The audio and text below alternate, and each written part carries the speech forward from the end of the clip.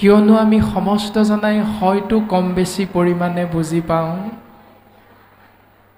এৰা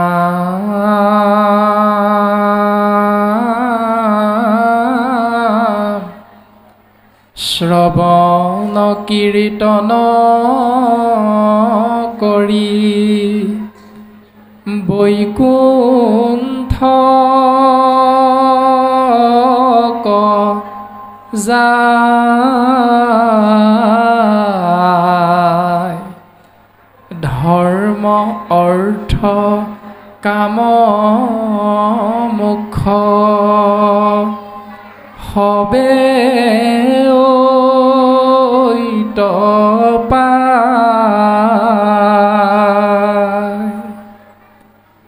যে এটি জীৱই এই মায়াময় সংসাৰখনত ভগৱন্ত পুৰুষৰ দ্বাৰা সৃষ্টি এই বিনন্দীয়া সংসাৰখনত সুন্দৰভাৱে নিজৰ জীৱন বৰ্তাই ৰাখিবৰ বাবে একমাত্ৰ প্ৰয়োজন কেৱল প্ৰভু ভগৱন্তৰ নাম শ্ৰৱণ আৰু কীৰ্তন মহাভক্তি আশ্ৰয় কৰা আৰু আজি আমি সমস্ত জনা পৰম সৌভাগ্যৱন্ত এনেহেন অমৃতময় প্ৰভু ভগৱন্তৰ নাম শ্ৰৱণ কীৰ্তন মহাভক্তিৰ মাধ্যমেৰে আমি নিজৰ জীৱন আগবঢ়াই আনিবৰ বাবে প্ৰয়াস কৰিছোঁ চেষ্টা কৰিছোঁ হৃদয়াঙ্গম কৰিছোঁ অনুধাৱন কৰিছোঁ কিন্তু এইখিনিতে আমি চিন্তা কৰাটো অতিব প্ৰয়োজন যে যি পবিত্ৰ পুণ্য ধাম দ্বিতীয় বৈকুণ্ঠ কৃপালু শ্ৰীমন্ত শংকৰদেৱ গুৰুজনাই আমাক দৰ্শন কৰাই গ'ল সেই দ্বিতীয় বৈকুণ্ঠ ভাগীৰ নাম হ'ল নামঘৰ আৰু এই নামঘৰৰ বিষয়ে আমি যদি চিন্তা কৰোঁ তেতিয়াহ'লে উত্তৰ পাম এই ৰাম নামঘৰ নামঘৰ অসমীয়া জাতি আমি এইয়ে পৰিচয় নামঘৰ নামঘৰ ভকতিৰ আলয় জীৱৰে আশ্ৰয় নানা জাতি গঞা জ্ঞাতি ঘটে সমন্বয়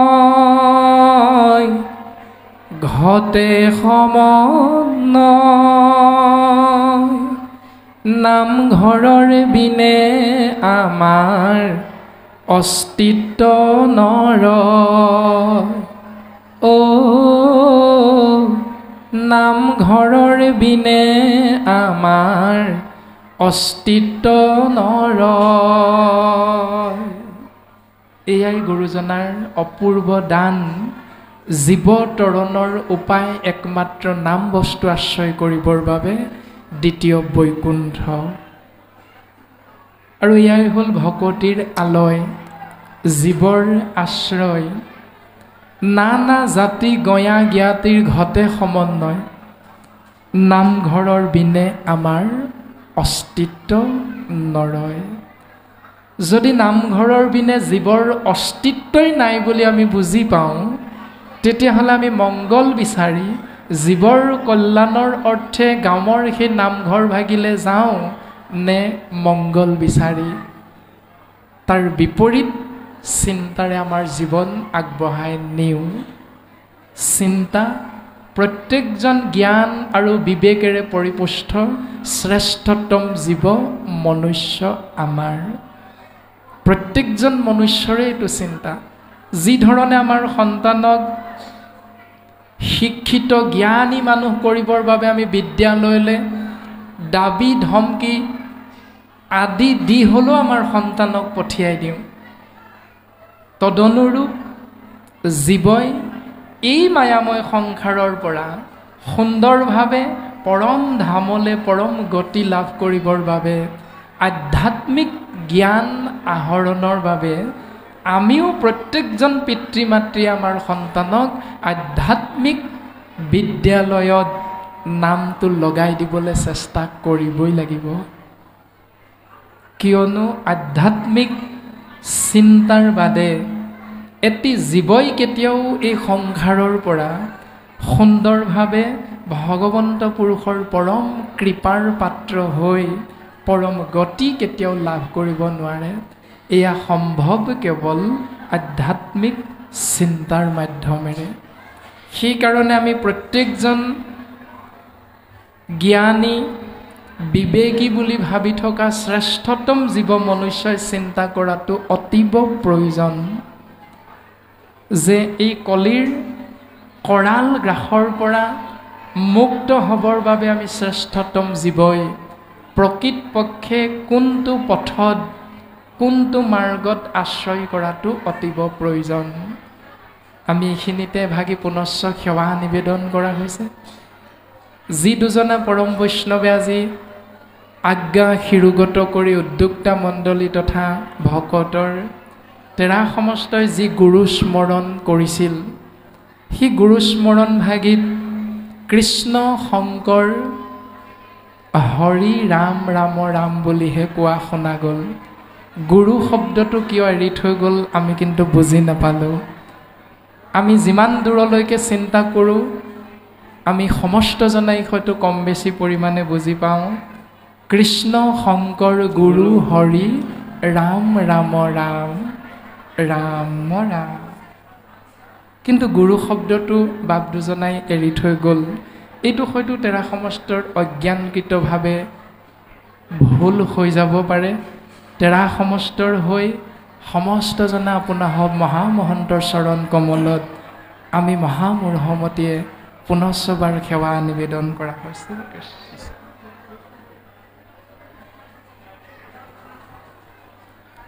বৈকুণ্ঠৰ কল্পতৰু পুৰাণ সূৰ্য শ্ৰীমদ ভাগৱত, যাক মহন্ত পুৰাণ বুলিও কোৱা হয়, উত্তম শাস্ত্ৰ বুলি কোৱা হয়। আমি সমস্তজনাই কম বেছি পৰিমাণে কথাখিনি বুজি পাওঁ, কিয়নো আপোনাসৱ সৰ্বজানন্তা, আপোনাসৱে সকলো জানেই। তথাপিতো আপোনাসৱ মহামহন্তই আমি মহামূঢ়মতীক দায়িত্ব অৰ্পণ কৰি দিছে। আমি দায়িত্বৰ খাতিৰত অলপ সময় আপোনাসৱৰ মাজত অমৃতময় কৃষ্ণ নাম প্ৰকাশ কৰিবলৈ যোৱা হ'ব ভগৱন্ত পুৰুষৰ নিৰ্দেশ মৰ্মে। যে এই মহান গ্ৰন্থ মহাভাগৱত এনে এক মহান গ্ৰন্থ যে যি গ্ৰন্থৰ কাষলৈ এটি জীৱ আগবাঢ়ি আহিব পাৰিলে, যি মহান গ্ৰন্থ বাংময় মূৰ্তি শব্দ ব্ৰহ্ম নাম ৰূপত ভগৱন্ত পুৰুষৰ দুখানি চৰণ কমলত জীৱই নিজকে আশ্ৰয় কৰাই দিব পাৰিব, সেই জীৱৰ প্ৰতি ভগৱন্ত পুৰুষৰ পূৰ্ণ কৃপা বৰিখন হয়। মাধৱ পুৰুষজনাই খুব সুন্দৰভাৱে আমাক সিদ্ধান্ত দিছে, এৰাম বৈকুণ্ঠৰ কল্পতৰু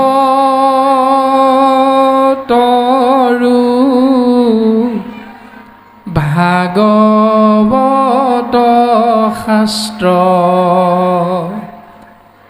ইহাৰ উত্তম ফল হৰি নাম মাত্ৰ, হৰি নামে হৰি নামে হৰি নামে সাৰ,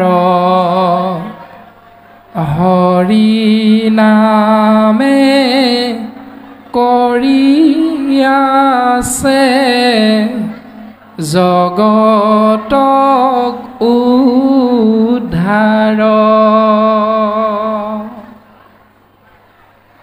ইমান সুন্দৰ দৰ্শন দুজনা গুৰুৰ। মাধৱ গুৰুজনাই উত্তম শাস্ত্ৰ নামঘোষাত দৰ্শন কৰালে যে বৈকুণ্ঠৰ কল্পতৰু ভাগৱত শাস্ত্ৰ ইহাৰ উত্তম ফল হৰি নাম মাত্ৰ। হৰি নামে হৰি নামে হৰি নামে সাৰ, হৰি নামে কৰি আছে জগত উদ্ধাৰ। বৰ্গীয় জ গ দন্ত্য ত সমান জগত। বৰ্গীয় জ মানে হ'ল জন্ম, গ মানে হ'ল গতি, দন্ত্য ত মানে হ'ল তৎক্ষণাৎ। অৰ্থাৎ সৃষ্টি যি ধৰণে আছে বিনাশো তেনেকৈ আছে। জন্ম যি ধৰণে হৈছে মৃত্যু ঠিক তেনেধৰণে হ'ব। ই ধ্ৰুৱ সত্য। জন্ম হোৱা, সৃষ্টি হোৱা সমস্ত বস্তুৰ যে বিনাশ বা মৃত্যু আছে, এয়াই হ'ল জগত। উৰণ বুৰণ গজন ভ্ৰমণ চাৰিমুঠি জীৱ, যেতিয়া আমি জন্ম হৈছোঁ মৃত্যু চিৰন্তন সত্য। গতিকে এই চিৰন্তন সত্য, জন্ম হ'লে মৃত্যু, সৃষ্টি হ'লে বিনাশ। ইয়াৰ পৰা কিন্তু জীৱ তৰি যাব পৰা একমাত্ৰ উপায়টো হ'ল কেৱল প্ৰভু ভগৱন্তৰ নাম। হৰি নামে হৰি নামে হৰি নামে সাৰ, হৰি নামে কৰি আছে জগত উদ্ধাৰ। যদি এইটোৱে পৰম সত্য, তেতিয়াহ'লে আমি প্ৰত্যেকে নিজক বিশ্লেষণ কৰিবলৈ চেষ্টা কৰাটো অতীৱ প্ৰয়োজন। যে পঞ্চভূতি 24 তত্ত্বৰে গঠিত এই নৰদেহা, পঞ্চভূত মাটি পানী বায়ু অগ্নি আকাশ, এই 5টা তত্ত্ব কোনে সৃষ্টি কৰিলে? যিজনে সৃষ্টি কৰিলে সেই সৰ্বশক্তিমান তত্ত্বৰ নাম হ'ল ভগৱান। ভ মানে ভূমি অৰ্থাৎ মাটি বা পৃথিৱী, গ মানে গগন অৰ্থাৎ আকাশ, উ মানে বায়ু, আ মানে অগ্নি, ন মানে নীৰ অৰ্থাৎ পানী। ভগৱান শব্দতে পঞ্চভূত সুন্দৰভাৱে নিহিত হৈ আছে। সেয়া সৰ্বশক্তিমান ভগৱান। সেইজনাৰ দ্বাৰা 10 ইন্দ্ৰিয়, 10 প্ৰাণ, মন চিত বুদ্ধি অহংকাৰ 24টি তত্ত্বৰে গঠিত মনুষ্য নামৰ আমি শ্ৰেষ্ঠতম জীৱই জ্ঞান আৰু বিবেকেৰে চিন্তা কৰাটো অতীৱ প্ৰয়োজন।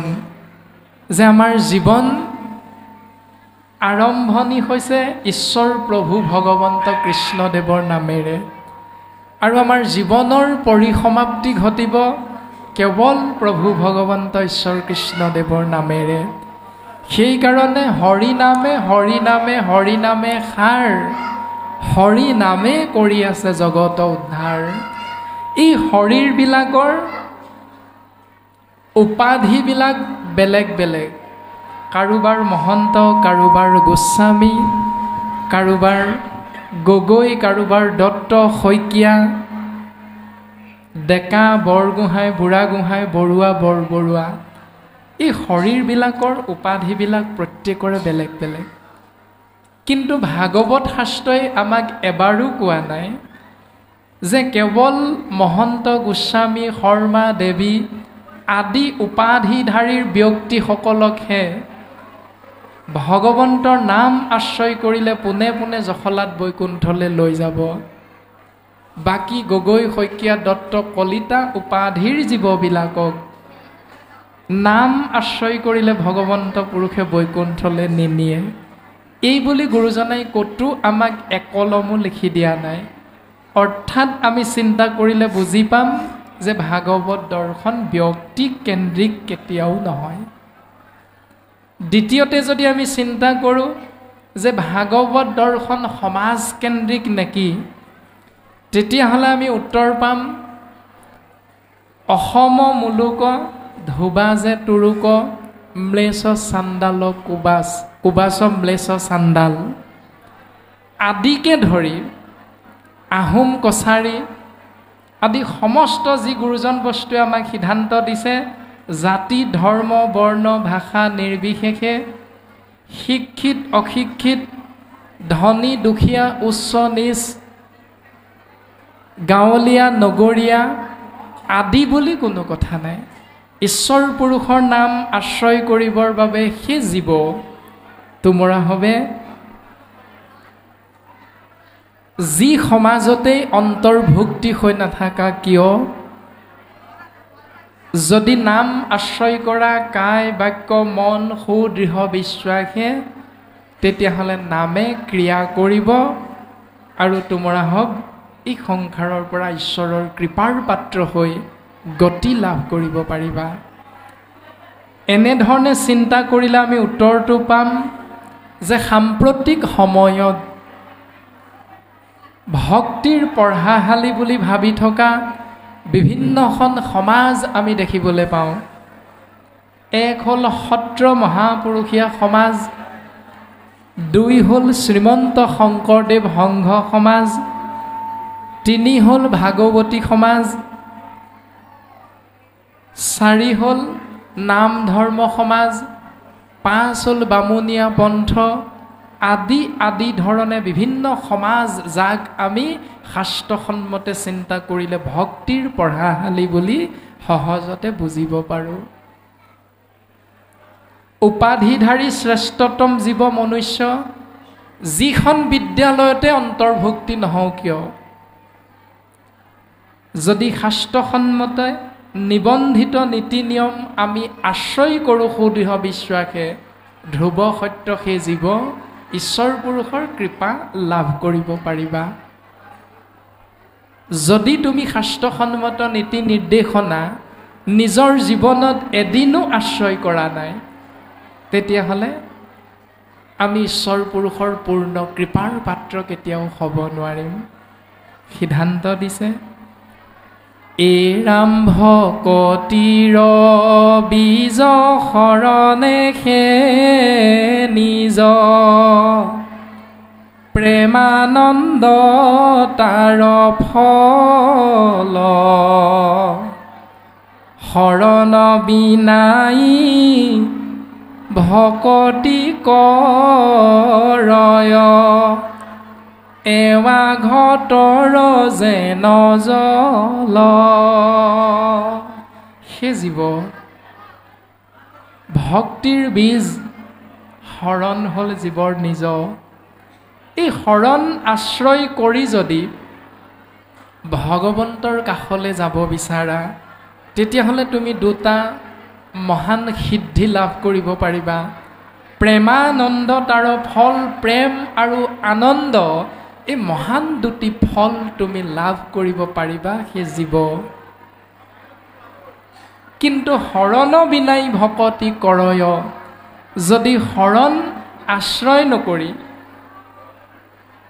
শৰণ গ্ৰহণ নকৰি যদি ভক্তি কৰিবলৈ আগবাঢ়ি যোৱা তেতিয়াহ'লে সেই জীৱ এৱা ঘটৰ যেন জল আপোনাক সৰ্বজানন্তা যে বহাগ বিহু বা মাঘ বিহু আহিলে যি ধৰণে গাখীৰ অকণ ভৰাই থৈ এটি জলপান খাবৰ বাবে আমি এটা টেকেলি আমি দোকানৰ পৰা কিনি আনো সেই ঘটটোৰ কথা যদি আমি চিন্তা কৰোঁ তেতিয়াহ'লে সেই ঘটটো যদি এৱা ঘট হয় তেতিয়াহ'লে তাত গাখীৰৰ গোৱালে গৰুৰ গোৱালে বা কজুৱাই তাত পানী বা গাখীৰ যিয়েই নিদিয়ক কিয় সেই পাত্ৰটোৱে কেতিয়াও তাক ধৰি ৰাখিব নোৱাৰে কিন্তু এটি পৈণত পাত্ৰত যি ধৰণে ব্যক্তি এজনে দ্ৰব্য বা বস্তু ভৰাই দিলে সেই পগ ধৰা পৈণত পাত্ৰটোৱে ৰাখিব পাৰে তেনেকৈ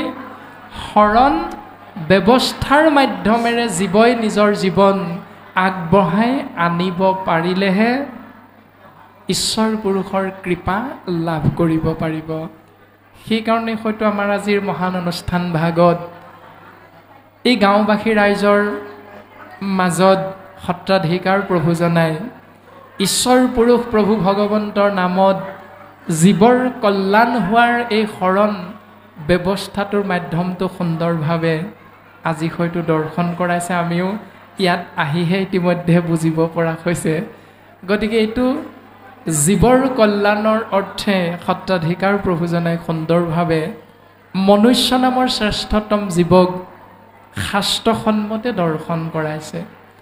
আৰু আমিও যিদিনাৰ পৰা শৰণ গ্ৰহণ কৰিছোঁ সেইদিনাৰ পৰা আমাক গুৰুৱে যি নিৰ্দেশ প্ৰদান কৰিছে শাস্ত্ৰসন্মতে, সেই নিৰ্দেশ আমি পালন কৰিবলৈ চেষ্টা কৰাটো অতীৱ প্ৰয়োজন। কিয়নো আপোনালোকে জানেই যে বিদ্যালয়ত নামটো লগাই দিয়াৰ লগে লগে বিদ্যালয় শিক্ষকে দুই এখন কিতাপ দিয়ে ছাত্ৰজনক। সেই কিতাপকেইখন টেবুলত থৈ যদি বোলে সৰস্বতী সৰস্বতী আমি বোলো আই, যিখিনি পাহৰো দিবা সোঁৱৰাই, 365 দিনৰ 360 দিন কিতাপখন এদিনো মেলি নোচোৱাকৈ প্ৰত্যেক দিনাই ধূপ ধূনা জ্বলাই সৰস্বতী সৰস্বতী আমি বোলো আই এই মন্ত্ৰ উচ্চাৰণ কৰি কৰি যদি পৰীক্ষা দিবলৈ যায়, প্ৰশ্নৰ উত্তৰ ছাত্ৰই লিখিব পাৰিব নে নোৱাৰে আপোনালোকে জানে। বিদ্যালয়ত নাম লগোৱা মানে ভক্তিৰ পঢ়াশালীত শৰণ প্ৰক্ৰিয়াৰে নামটো লগাই লোৱা হ'ল। যি ধৰণে বিদ্যালয়ত নামটো লগাই লোৱাৰ লগে লগে বিদ্যালয় শিক্ষকে আমাক নীতি নিৰ্দেশনা দিলে, কিতাপ পঢ়িবৰ বাবে দিলে, পৰীক্ষাত অৱতীৰ্ণ হৈ প্ৰশ্ন কাকতখনৰ উত্তৰ লিখিবৰ বাবে আমাক নিৰ্দিষ্ট সময় দিলে। সেই সময়ৰ ভিতৰত আমি নিৰ্দিষ্ট নম্বৰৰ প্ৰশ্ন কাকতখনৰ উত্তৰ আমি প্ৰত্যেকেই কৰিব লাগিব। ঠিক তেনেকৈ জন্মৰ পৰা মৃত্যু পৰ্যন্ত মাজৰ সময়খিনি হ'ল আমাৰ জীৱন। এই জীৱনটো আগবঢ়াই নি থাকোঁতে মৃত্যুৰ প্ৰাক মুহূৰ্তলৈকে আমিও জীৱন নামৰ এই পৃথিৱীখনত, এই কঠীয়াতলিত, এই বিদ্যালয়খনত আমিও প্ৰত্যেকেই একোটা পৰীক্ষা দি থাকিব লাগিবই। আৰু সেই পৰীক্ষাবিলাক হ'ল আপোনাৰ মোৰ পিতৃ পৰলোকগামী হ'ল, পিতৃৰ অৰ্থে আমি শ্ৰাদ্ধ কৰ্ম কৰিম। মাতৃ পৰলোকগামী হ'ল, আমি মাতৃৰ অৰ্থে শ্ৰাদ্ধ কৰ্ম কৰিম। আমাৰ সন্তানটিৰ জ্বৰ হৈছে, সেই জ্বৰ ভাল কৰিবৰ বাবে আমি মেডিকেললৈ নিম নে এজন বিধানীৰ ওচৰত গৈ পানী জৰাই আমি তাক খাম, সেইটো এটা পৰীক্ষা। গতিকে জীৱনৰ এই পৰীক্ষাবিলাক আমি উত্তীৰ্ণ হ'বৰ বাবে প্ৰত্যেকেই জ্ঞান আৰু বিবেকেৰে আমি শাস্ত্ৰৰ মাধ্যমেৰে আগবাঢ়ি যাব লাগিবই। চিন্তা কৰাটো আমাৰ অতীৱ প্ৰয়োজন। এইবিলাকে হ'ল একোটা পৰীক্ষা। বসন্ত ৰোগ এটা আহে আমাৰ মাজত, মনুষ্যৰ মাজত। সেই বসন্ত ৰোগটো কোনো কোনো সমাজ ব্যৱস্থাত আই দেখা দিছে বুলিও কোৱা যায়। এইবিলাক পৰীক্ষা, পিতৃ মাতৃৰ ছমহীয়া বছৰেকীয়া আদি পৰীক্ষা, যি যাগ যজ্ঞ পূজা পাতল দান দক্ষিণা শ্ৰাদ্ধ পিণ্ড আদিৰ পৰীক্ষা, এই সমস্তবিলাক পৰীক্ষাত উত্তীৰ্ণ হ'বৰ বাবে আমাক শাস্ত্ৰই কৈছে যে পঢ়িবাক লাগে শাস্ত্ৰ জ্ঞানৰ নিমিত্তে। জ্ঞান অৰ্জন কৰিবৰ বাবে আমি শাস্ত্ৰ পঢ়িব লাগিব। আৰু শাস্ত্ৰভাগ পঢ়ি লৈ আমাক কোনটো পথ নিৰ্দেশ কৰিছে যে তুমি এইটো পথেৰে যোৱা। যেতিয়া আমি গাড়ী এখন চলাই গৈ থাকোঁতে তিনিআলি বা এটা চাৰিআলি পাম, সেই চাৰিআলিটোত ৰৈ যেতিয়া আমি দেখিম যে বাওঁফালৰ ৰাস্তাটো বোকা, সোঁফালৰ ৰাস্তাটো কাঁইটীয়া, পুনৰ ৰাস্তাটো শিল দিয়া, আমি কোনটো পথেৰে যাম? চিন্তা আপোনাৰ মোৰ নিজৰ নিজৰ। কাৰণ শাস্ত্ৰই আমাক সুন্দৰভাৱে দৰ্শন দিছে যে ভাগৱত শাস্ত্ৰৰ দৰ্শন কি বুলি চিন্তা কৰিলে আমি উত্তৰ পাম। সমাজকেন্দ্ৰিক নহয়, ব্যক্তিকেন্দ্ৰিক নহয়, ভাগৱত দৰ্শন হ'ল জীৱ আত্মাক পৰম আত্মাৰূপী প্ৰভু ভগৱন্তৰ লগত সংযোগ স্থাপন কৰি দিয়া একমাত্ৰ ব্যৱস্থাটোৱে হ'ল ভাগৱত দৰ্শন। সেইকাৰণে আমি হ'লোঁ প্ৰত্যেকজন একোটি জীৱাত্মা পৰম আত্মাৰূপী প্ৰভু ভগৱন্তৰ সন্তান। গতিকে সন্তান স্বৰূপ জীৱাত্মাই পৰম আত্মাৰ লগত কথা পাতিব পৰা, কৃপা লাভ কৰিব পৰা একমাত্ৰ দৰ্শনটো আমাক কোনে দিলে?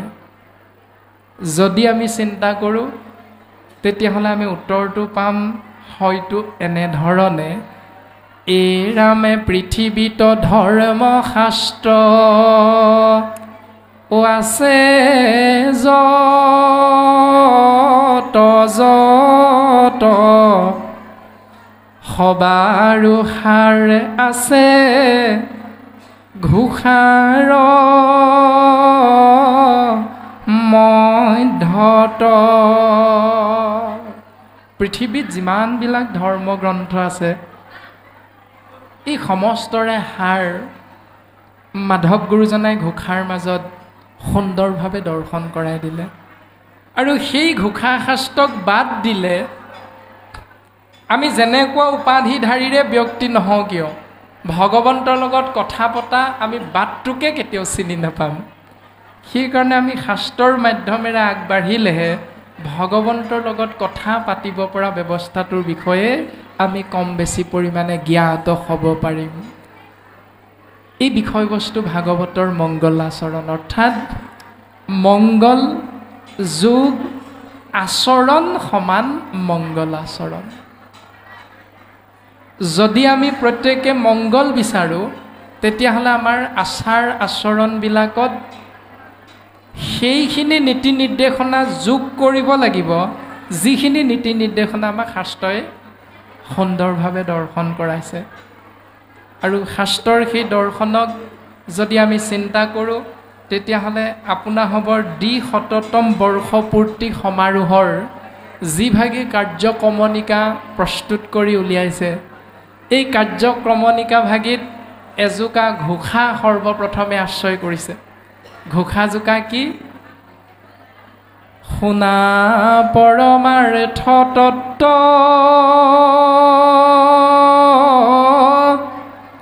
শ্ৰীমন্ত শংকৰ মত, উদ্ধৰিও ক সজ্জন সকল, হৰিৰ কীৰ্তন কৰি অসুখে সংসাৰ কতৰি, পাইবা ভক্তি পৰম নিৰ্মল।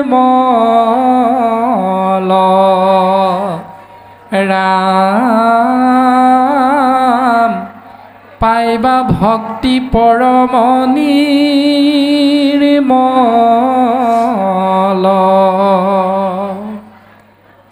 তাৰমানে চুহুংমুং দিহিঙীয়া গাঁও বৰনামঘৰৰ ধৰ্মপ্ৰাণ ৰাইজেও মংগলৰ অৰ্থে 365 দিনীয়া এটা বছৰত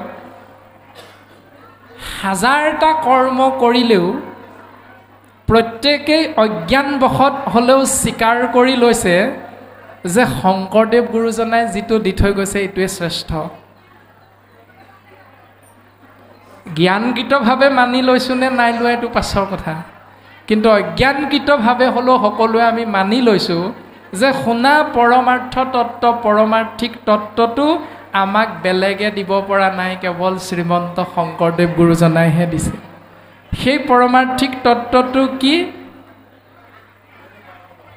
হৰিৰ কীৰ্তন কৰি, অৰ্থাৎ নিৰ্গুণ নিৰাকাৰ সৰ্বশক্তিমান ঈশ্বৰ পুৰুষ প্ৰভু ভগৱন্ত কৃষ্ণদেৱৰ নাম শ্ৰৱণ কৰা আৰু কীৰ্তন কৰা। তেতিয়া কি হ'ব জানানে? সুখে সংসাৰ কতৰি, সেই জীৱ এই সংসাৰৰ পৰা সুখেৰে তৰি যাব পাৰিবা। আৰু লাভ হ'ব পাইবা ভক্তি পৰম নিৰ্মল, পৰম নিৰ্মল ভক্তি তোমাৰ হ'ব, লাভ হ'ব। এইটো আমি অজ্ঞানবশত হ'লেও প্ৰত্যেকেই হয়তো মানি ল'লোঁ। এতিয়া মানি লোৱা এই অজ্ঞানবশত পৰমাৰ্থিক তত্ত্বটো এক দেৱ এক সেৱ একত বিনে নাই কেৱ। এজনে ঈশ্বৰ, সেইজনাকে সেৱা কৰা, সেইজনাক সেৱা কৰিলে জীৱৰ কল্যাণ সাধন হ'ব। ইমান সুন্দৰভাৱে গুৰুজন বস্তুৱে দৰ্শন কৰিছে, কিন্তু তাৰ কাৰণে আমি এৰিব লাগিব কি কি, আশ্ৰয় কৰিব লাগিব কি কি যদি চিন্তা কৰোঁ, কৃষ্ণৰ চৰিত্ৰ পৰম অমৃত আতপৰে নাহি আন কোটি কোটি তীৰ্থ তপ জপ যজ্ঞ সবে বনুহি সমান কৃষ্ণ গুণ নাম ধৰ্ময়নুপাম আকেষাৰ কৰি ধৰা আন দেৱ ধৰ্ম দূৰতে তেজিয়া কৃষ্ণত ভকতি কৰা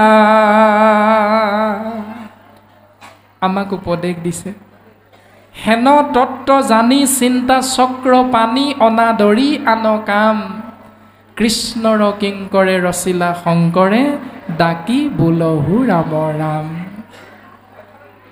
সেই তত্ত্বটো আমাক আশ্ৰয় কৰিবলৈ কৈছে অনুধাৱন কৰিবলৈ কৈছে আৰু বৰ্তমান অষ্টম স্কন্ধ পদচন্দই এইখিনি কথাকে কৈ দিলে যে দুৰ্বাসা ঋষিৰ অভিশাপত অভিশাপিত হৈ দেৱতাসকলৰ শ্ৰীবৃদ্ধি নাইকিয়া হৈ গ'ল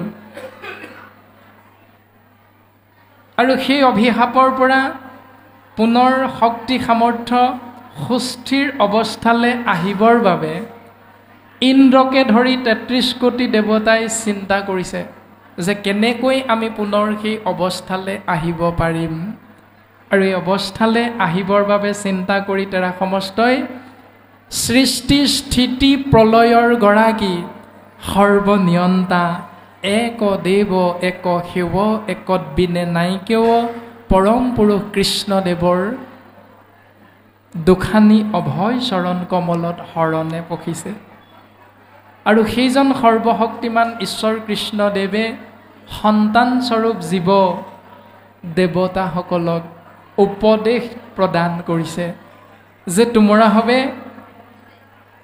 অমৃত পান কৰিব লাগিব আৰু যদি অমৃত পান কৰিব পাৰা তেতিয়াহ'লে তোমৰা হব অমৰ হবা আৰু দৈত্য দানৱৰ অত্যাচাৰৰ পৰা তোমৰা হবে হাত হাৰিব পাৰিবা এই ধৰণে ভগৱন্ত পুৰুষে নিৰ্দেশ প্ৰদান কৰিলে তাৰ মানে আমি এই কাহিনীটোৰ জৰিয়তে এইটোৱে সৰ্বপ্ৰথম বুজিব পাৰিছোঁ যে সৰ্বশক্তিমান ঈশ্বৰ হ'ল কেৱল এজন আৰু সেইজনাৰ চিন্তাত সেইজনাৰ সেৱাত আমি যদি সমস্ত জীৱই নিজকে কায় বাক্য মন চিত সুদৃঢ় বিশ্বাসে অৰ্পণ কৰি দিব পাৰোঁ তেতিয়াহ'লে আমি ভগৱন্ত পুৰুষৰ পূৰ্ণ কৃপাৰ পাত্ৰ হৈ পৰম গতি লাভ কৰিব পাৰিম সিদ্ধান্ত দিলে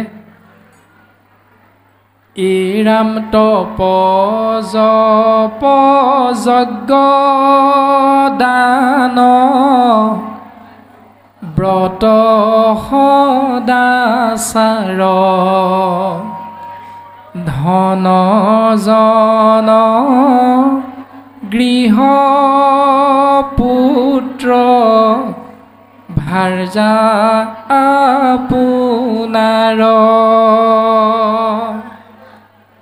সমস্তকে শুদ্ধ ভাৱে অৰ্পিলে কৃষ্ণত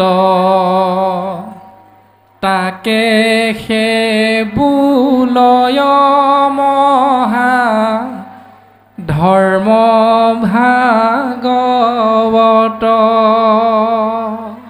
এয়া হ'ল মহাভাগৱত ধৰ্ম এতিয়া এই মহাভাগৱত ধৰ্মৰ বিষয়ে এনেধৰণে শাস্ত্ৰই আমাক নিৰ্দেশ কৰিছে আৰু নিমি ৰজাই জানিব বিচাৰিছে নিমি ৰজাৰ আগতো ঋষভীশ্বৰৰ ১০০জন পুত্ৰৰ ভিতৰত ৯জন পৰম বৈষ্ণৱৰ কবি নামৰ প্ৰথমজনা পৰম বৈষ্ণৱে উত্তৰ প্ৰদান কৰিছে সেই ৰাজন তুমি শুনাচোন এ ৰাম আপুনি আচৰি ধৰ্ম আনকো শিকাই সেহি ভাগৱত ধৰ্ম জানানি মিৰাই। সৰ্বপ্ৰথম আমি আত্মবিশ্লেষণ কৰিব লাগিব। এয়া হ'ল ভাগৱত দৰ্শন। আত্মবিশ্লেষণৰ বাহিৰে জীৱই কেতিয়াও নিজক সংশোধন কৰিব নোৱাৰে, জীৱই কেতিয়াও নিজক সংস্কাৰমুখী কৰিব নোৱাৰে। সেইকাৰণে আমাৰ অধিকাৰ প্ৰভুজনাই আজি নিজেও সংস্কাৰী হৈ এই গাঁওবাসী ৰাইজৰ যিসকলে সংস্কাৰী মনোভাৱ পোষণ কৰি ভগৱন্ত পুৰুষৰ নাম আশ্ৰয় কৰি এই সংসাৰত সুন্দৰভাৱে জীৱন যাপন অতিবাহিত কৰিব বিচাৰিছে, তেৰা সমস্তই আহি শৰণ প্ৰক্ৰিয়াৰ মাধ্যমেৰে ঈশ্বৰ পুৰুষৰ কৃপা লাভ কৰিবৰ ব্যৱস্থা আশ্ৰয় কৰিছে। আপুনি আচৰি ধৰ্ম আনকো শিকায়। সৰ্বপ্ৰথম নিজে আশ্ৰয় কৰা, তাৰ পাছত আমি আশ্ৰিতসকলক, জানিব বিচৰাসকলক আমি দৰ্শন কৰাব লাগিব। দ্বিতীয়তে সিদ্ধান্ত দিলে পৰম ভকতে নিতে কৰে জাকৰতি সেহি ভাগৱত ধৰ্ম জানিবা নৃপতি। পৰম বা একান্ত ভকতসকলে যিটো কৰ্ম, যিটো চিন্তাৰ মাজেৰে নিজৰ জীৱন প্ৰত্যেক দিনাই আগবঢ়াই আনে, সেই নীতি নিয়মৰ সমষ্টিটোক ভাগৱত ধৰ্ম বুলি সিদ্ধান্ত দিছে। আমি সেই ভাগৱত ধৰ্মৰ মাজেৰে নিজৰ জীৱন আগবঢ়াই আনিব লাগিব। যিকেইজনা পৰম বৈষ্ণৱে আজি শৰণ প্ৰক্ৰিয়াৰে নিজৰ জীৱন ধন্য কৰিছে, গাঁওবাসী আপোনাৰ আমাৰেই হয়তো পুত্ৰ ভাই ভাতৃস্বৰূপ সেইসকলে, কিন্তু সেইসকলে চিন্তা কৰিব লাগিব, আজিৰ পৰা যদি এবছৰৰ পাছত 2025 চনত যদি তেওঁলোকক সোধা যায় বোলে বা ভমস্ত শৰণ ক'ত লোৱা হ'ল, তেতিয়া তেওঁলোকে যদি কয় বোলে আমি শৰণ আউনীআটী সত্ৰৰ সত্ৰাধিকাৰ প্ৰভু ডেকা সত্ৰাধিকাৰ দেৱানন্দ গোস্বামী প্ৰভুজনে আমাক শৰণ দিছিল, আমি শৰণ তেওঁৰ ওচৰত ল'লোঁ, তেতিয়াহ'লে এইটো ভুল সিদ্ধান্ত।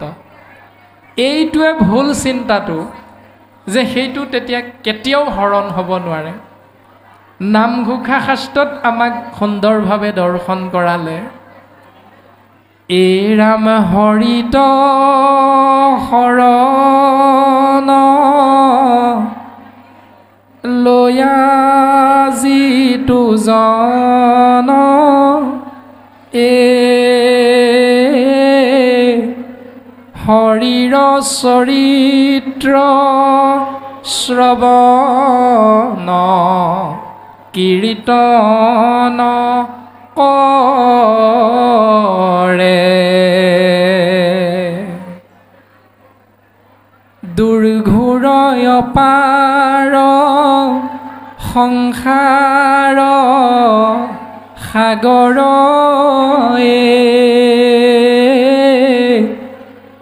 সিটো মহাজনে আতি অপ্ৰয়াসে তৰে ৰাম সিটো মহাজনে আতি অপ্ৰয়াসে তৰে।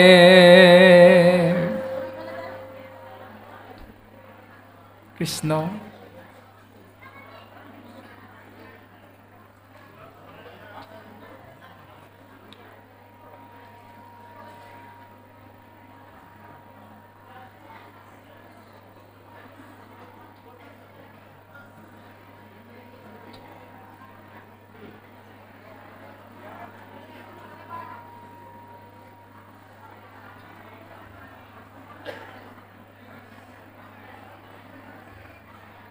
নামঘোষা শাস্ত্ৰত আমাক সিদ্ধান্ত দিলে হৰিত শৰণ লয়া যিটো জনে হৰিৰ চৰিত্ৰ শ্ৰৱণ কীৰ্তন কৰে।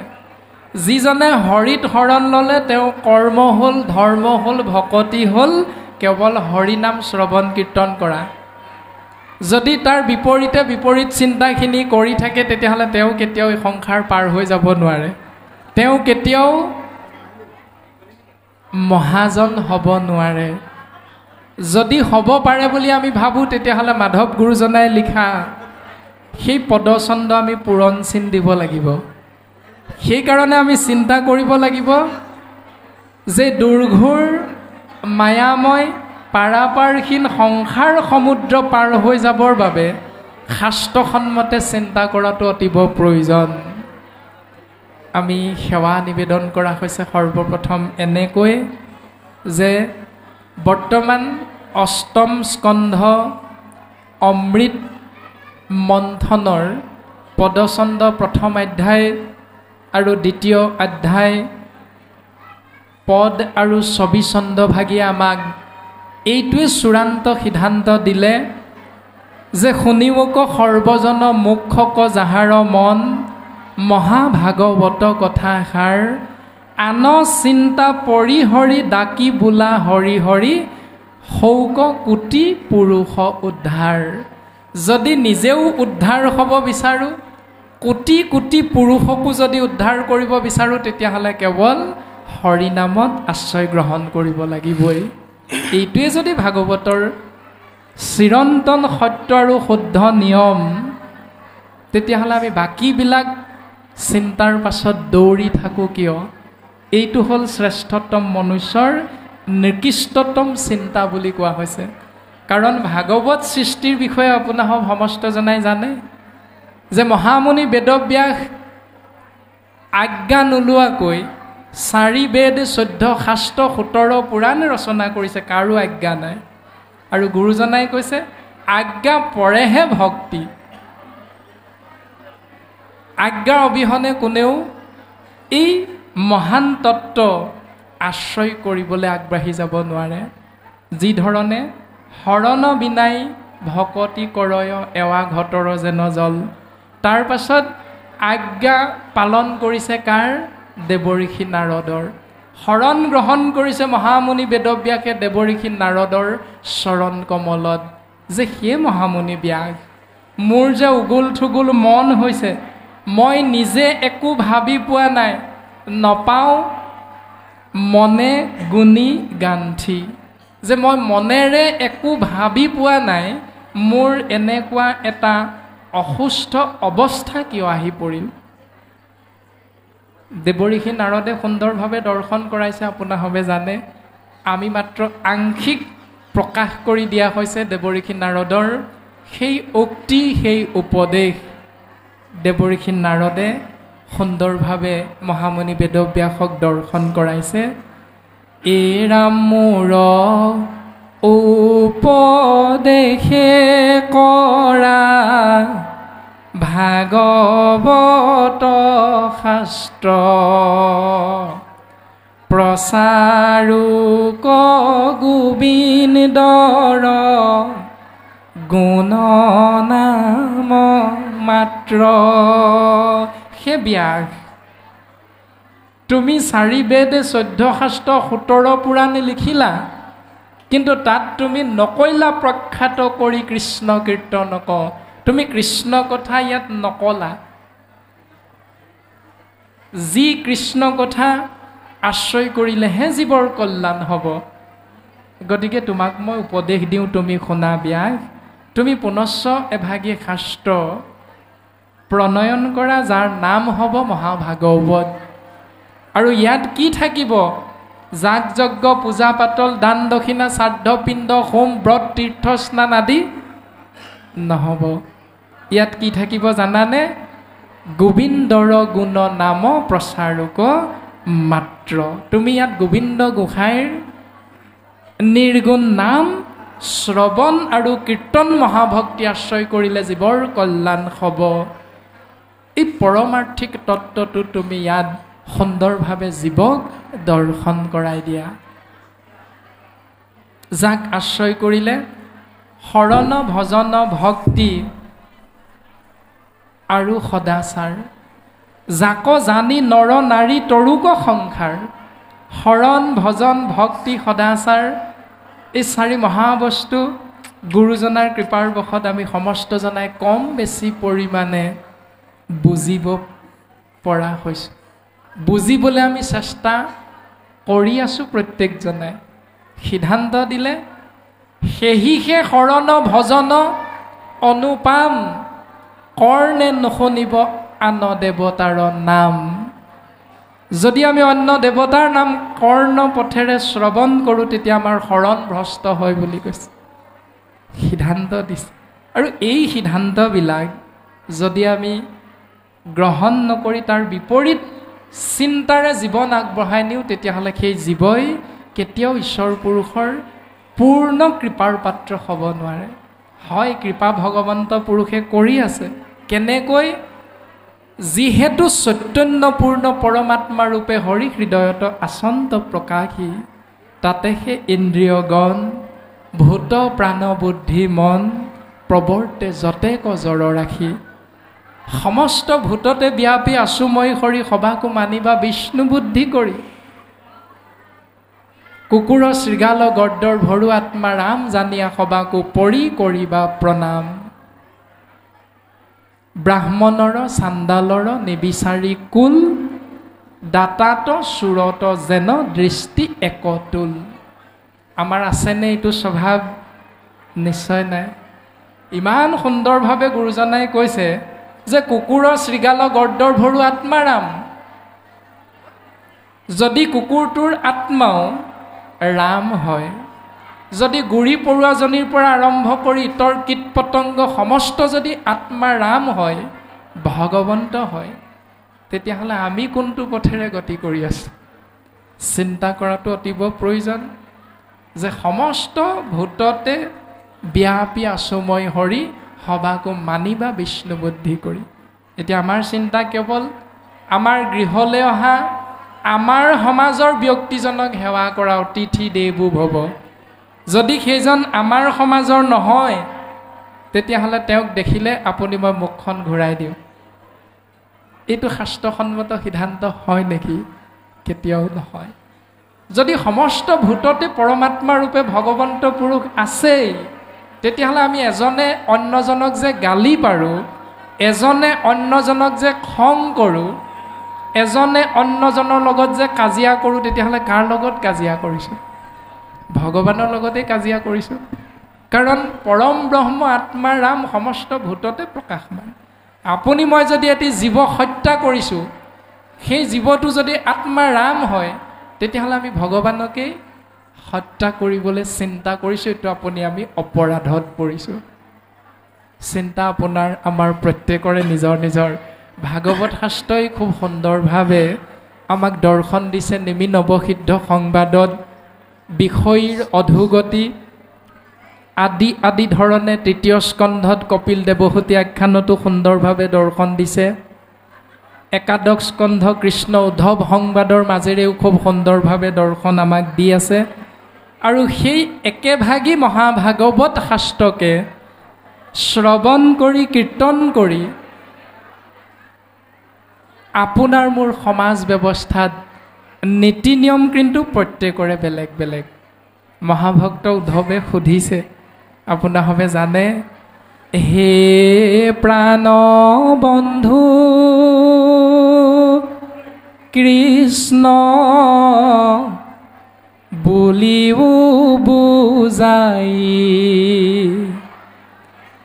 ঋষি সমস্তৰ কিয় একমতি নাই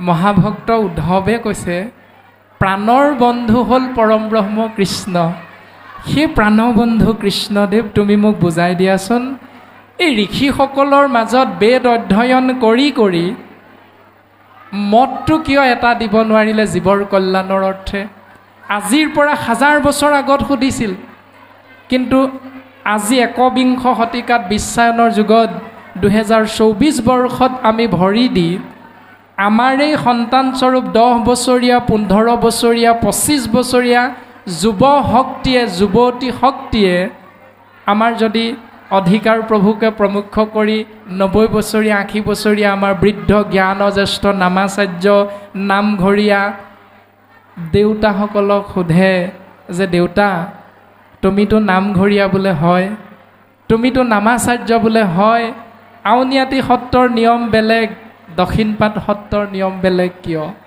শ্ৰীমন্ত শংকৰদেৱ সংঘৰ নীতি নিয়ম বেলেগ, বামুণীয়া পন্থৰ নীতি নিয়ম বেলেগ কিয়?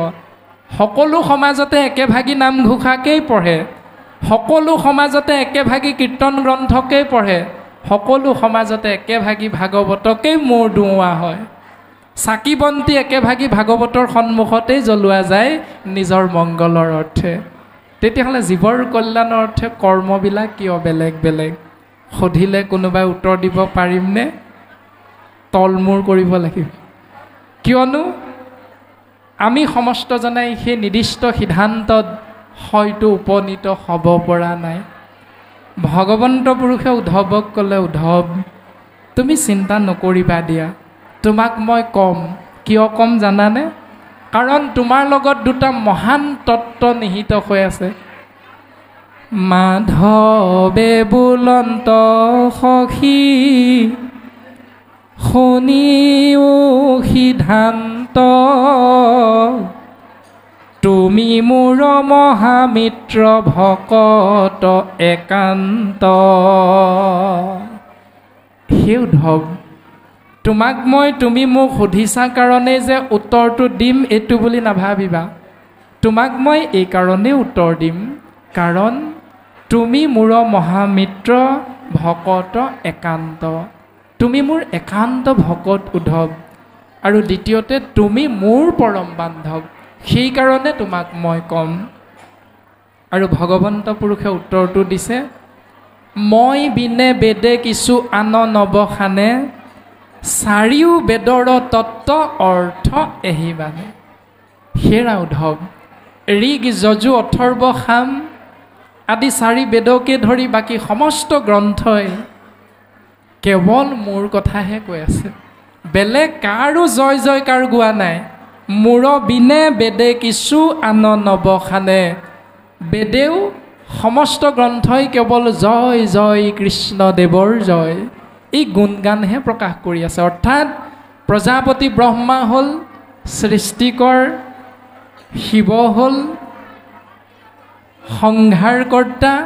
প্ৰত্যেকজন 33 কোটি দেৱতাই নিজ মুখে শাস্ত্ৰসন্মতে আপোনাৰ হ'ব অধ্যয়ন কৰিলে পাব, ব্ৰহ্মা ইজ চেজ কৃষ্ণ ইজ গড, ব্ৰহ্মা চেজ কৃষ্ণ ইজ গড। ব্ৰহ্মাই কৈছে কৃষ্ণই ভগৱান, শিৱ চেজ কৃষ্ণ ইজ গড, শিৱই কৈছে কৃষ্ণই ভগৱান। বায়ু বৰুণ চন্দ্ৰ সূৰ্য যম অশ্বিনী কুমাৰ আদি সমস্ত 33 কোটি দেৱতাই কৈছে কৃষ্ণ ইজ গড। আৰু ভগৱান কৃষ্ণয়ো নিজ মুখে কুৰুক্ষেত্ৰ যুদ্ধৰ মাজমজিয়াত সখা অৰ্জুনৰ আগত কৈছে, সখা য়েছ আই এম গড, হয় ময়ে ভগৱান। আপুনি মই মানি ল'বলৈ কিয় টান পাওঁ? এইটো হ'ল শ্ৰেষ্ঠতম জীৱ মনুষ্যৰ অজ্ঞানতা। আমি এনেকৈ অজ্ঞানতাৰ মাজত সোমাই গৈ আছোঁ। আমি চিন্তা কৰাটো অতিব প্ৰয়োজন যে পঢ়িবাক লাগে শাস্ত্ৰ জ্ঞানৰ নিমিত্তে। আমি বিশেষ এই পদচন্দভাগী দুলৰী চন্দভাগীৰ মাজেৰে এনেধৰণে আপোনাসৱৰ চৰণ কমলত সৰ্বপ্ৰথম সেৱা নিবেদন কৰা হ'ল যে 33 কোটি দেৱতাই নিজৰ মংগলৰ অৰ্থে কেৱল ক্ষীৰ সাগৰ অমৃত মন্থন আৰু অমৃত পান কৰাৰ যি ব্যৱস্থা পৰম পুৰুষ প্ৰভু ভগৱন্তৰ কৃপাৰ বশত নিৰ্দেশত আশ্ৰয় কৰিব পাৰিলে, সেই ব্যৱস্থাটোৰ বিষয়ে বৰ্তমান পদচন্দ আৰু ছবিচন্দই আমাক সিদ্ধান্ত দিলে যে 33 কোটি দেৱতাই প্ৰকাশ কৰিলে নিজৰ মনৰ ভাৱনা, কৃষ্ণ ইজ গড, ভগৱান কৃষ্ণ সমস্ত জীৱৰ কৰ্তা কৰ্তা তাৰণ কৰ্তা। এই সিদ্ধান্তটোকে বৰ্তমান আমাক দিলে আৰু আমি দুইজনা পাঠাচাৰ্যৰ চৰণ কমলত পুনশ্চবাৰ সেৱা নিবেদন কৰি তৃতীয় অধ্যায় পদচন্দ পাঠ আগবঢ়াই নিবলৈ আমি সেৱা নিবেদন কৰা হৈছে। আৰু এইখিনিলৈকে অমৃতময় কৃষ্ণ নাম, মংগল যোগ আচৰণ, সমান মংগলাচৰণৰ বিষয়বস্তুখিনি আমাৰ সীমিত জ্ঞানৰ জৰিয়তে আমি যেনেধৰণে বুজি পোৱা হৈছে বুলি ঈশ্বৰ পুৰুষৰ চৰণ কমলত সেৱা নিবেদন কৰি সমস্তৰে চৰণ কমলত এনেধৰণে সৰ্বপ্ৰথম সেৱা ভাগি নিবেদন কৰা হৈছে। কৃষ্ণ কৃষ্ণ।